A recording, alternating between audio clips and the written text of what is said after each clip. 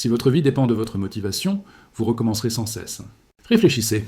Combien de fois avez-vous dit que vous devez juste rester concentré? Ou que, cette fois, vous allez vraiment vous y tenir? Mais cela ne dure jamais, n'est-ce pas? La vérité, c'est que la plupart des gens n'ont pas un problème de discipline. Ils ont un problème de système. Vous n'avez pas besoin de plus grands objectifs. Vous avez besoin d'une configuration quotidienne qui ne s'effondre pas quand votre humeur change. Dans cette vidéo, vous apprendrez à mettre en place des systèmes au lieu de poursuivre des objectifs. Des systèmes qui s'intègrent à votre vie réelle et qui continuent, même quand vous êtes fatigué, distrait ou pas d'humeur. Pas de battage, pas de pression, juste quelque chose qui fonctionne.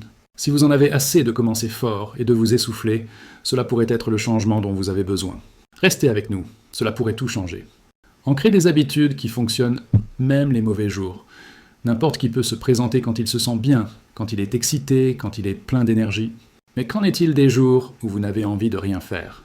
Qu'en est-il des matins où votre corps est fatigué, où votre esprit est dispersé et où tout semble un peu décalé? C'est là que la plupart des gens s'arrêtent.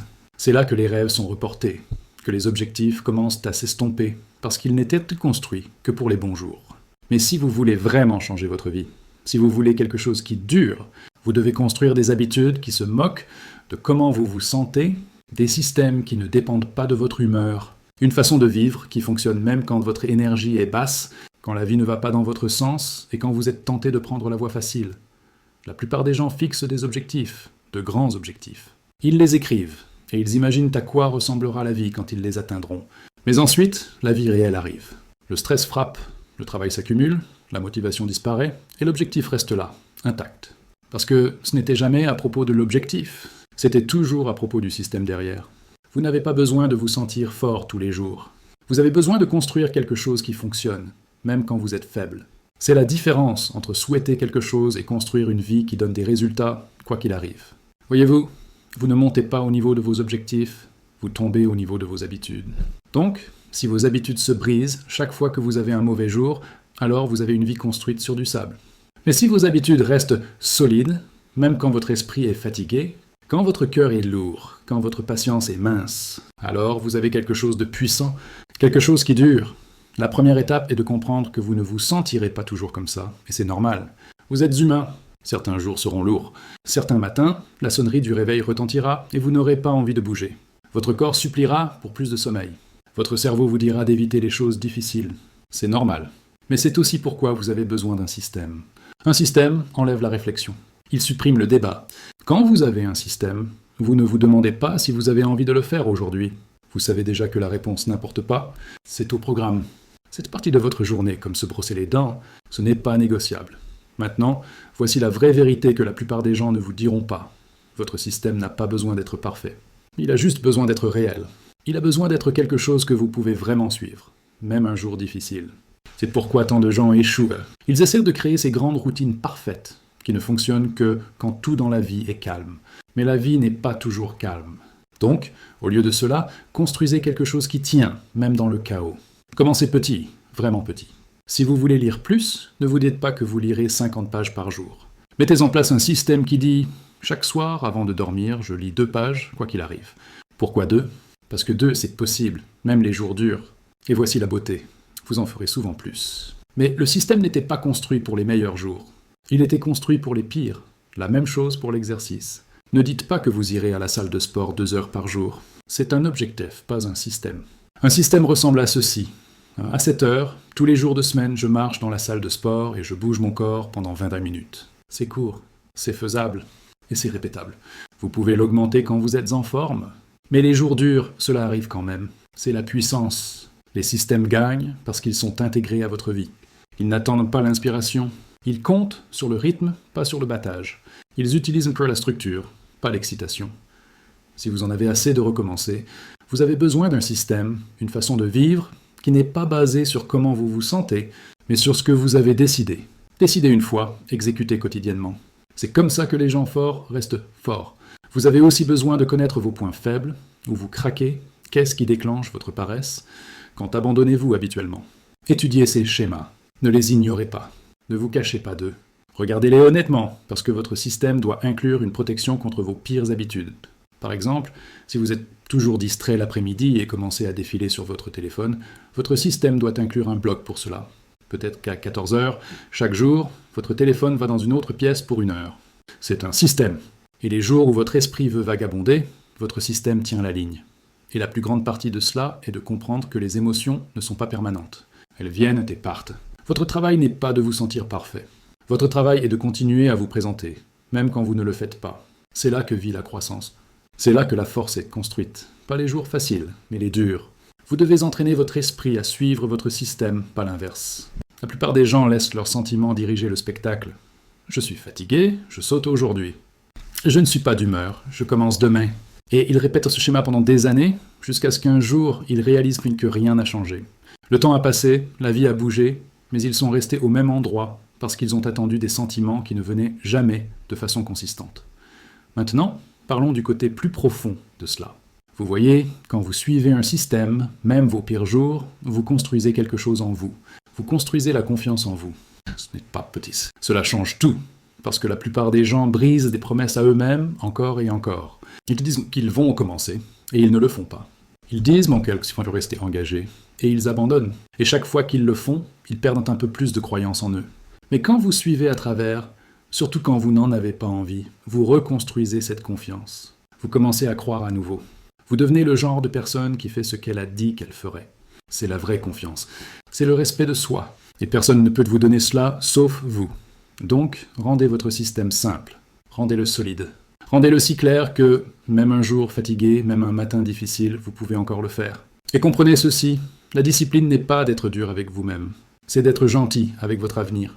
Un bon système vous protège du regret. Il vous donne une direction quand vous êtes perdu. Il vous donne du mouvement quand vous êtes coincé. Il vous donne la preuve que vous n'êtes pas fini, que vous avez encore du combat en vous. Vos habitudes ne doivent pas dépendre du temps, des nouvelles, de vos amis, de vos émotions ou de votre emploi du temps. Elles doivent tenir seules. C'est ce qui sépare les gens qui grandissent des gens qui répètent. Les gens demandent souvent « Comment rester motivé ?» Mais c'est la mauvaise question. Vous ne restez pas motivé, vous restez consistant. Parce que la consistance construit l'élan, et l'élan construit la motivation. Vous n'avez pas besoin de 1000 nouvelles habitudes. Vous avez besoin de quelques fortes qui collent. Vous n'avez pas besoin de changer tout du jour au lendemain. Vous avez besoin de changer une chose et de ne pas la briser quand la vie devient chaotique. Pensez à votre propre vie maintenant. Que faites-vous quotidiennement qui vous fait avancer? Et que sautez-vous chaque fois que les choses deviennent dures? Votre réponse est le début de votre nouveau système. Écrivez-la, gardez-la simple. Rendez-la quelque chose que vous pouvez faire quand vous êtes fatigué, ennuyé, frustré ou stressé. Parce que c'est le vrai test. N'importe qui peut le faire quand c'est facile.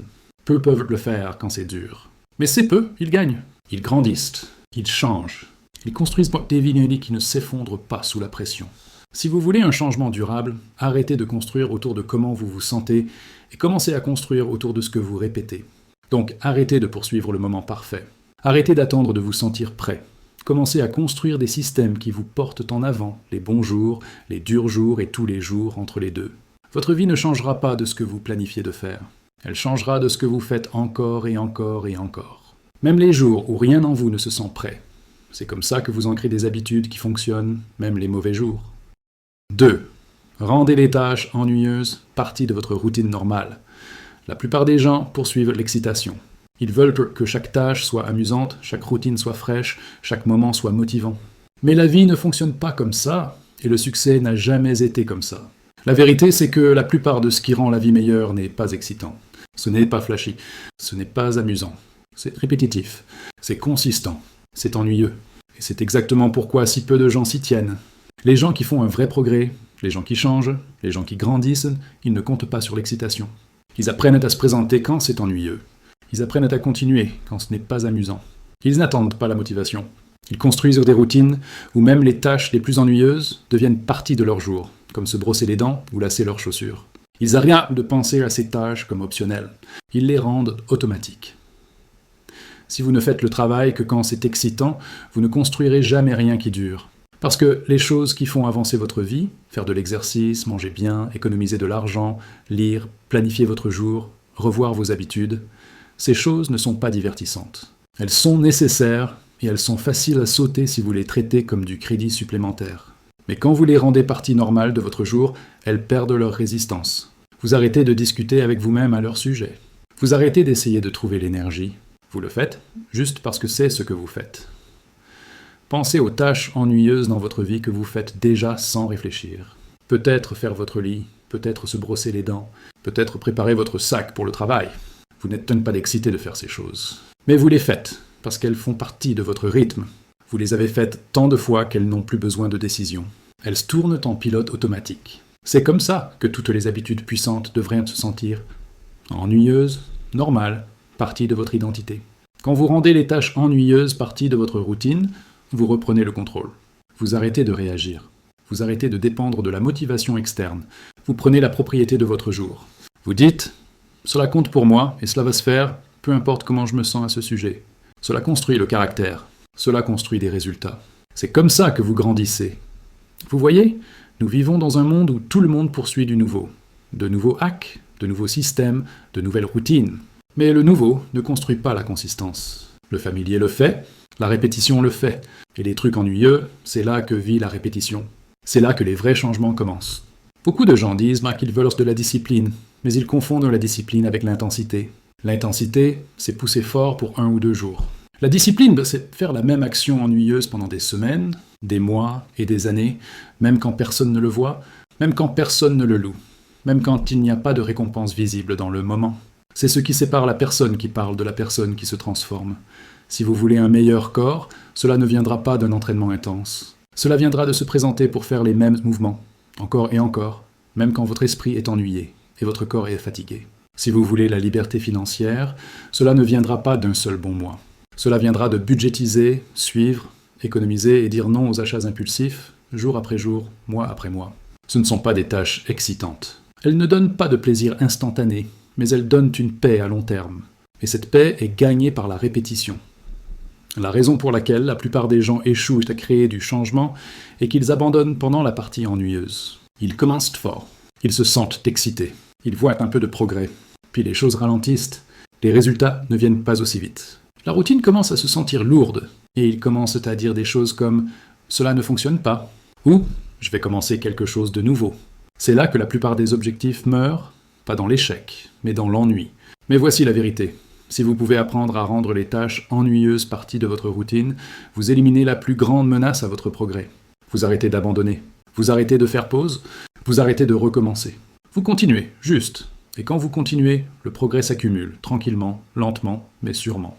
Ce n'est pas à propos de vous forcer à aimer les parties ennuyeuses. C'est à propos d'apprendre à les respecter, à comprendre leur but, à valoriser leur rôle. Quand vous voyez combien ces actions simples, répétitives, comptent, vous arrêtez de les voir comme une perte de temps. Vous commencez à les voir comme la fondation de tout ce que vous voulez. Il y a aussi quelque chose de puissant à faire, ce que les autres ne font pas. La plupart des gens ne peuvent pas gérer l'ennui. Ils poursuivent le plaisir. Ils veulent du changement sans répétition. Ils veulent de la croissance sans routine. Mais quand vous êtes celui qui se présente chaque jour, faisant la tâche ennuyeuse encore et encore sans applaudissements, vous vous séparez, tranquillement, fortement, définitivement.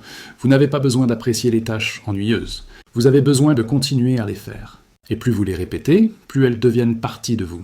Elles arrêtent de se sentir comme une corvée. Elles deviennent normales. Elles deviennent faciles. Et c'est le but.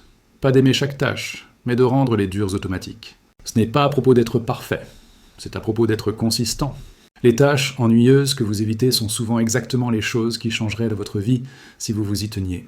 Écrire ce journal, enregistrer cet entraînement, boire cette eau, pratiquer cette compétence, planifier votre jour suivant.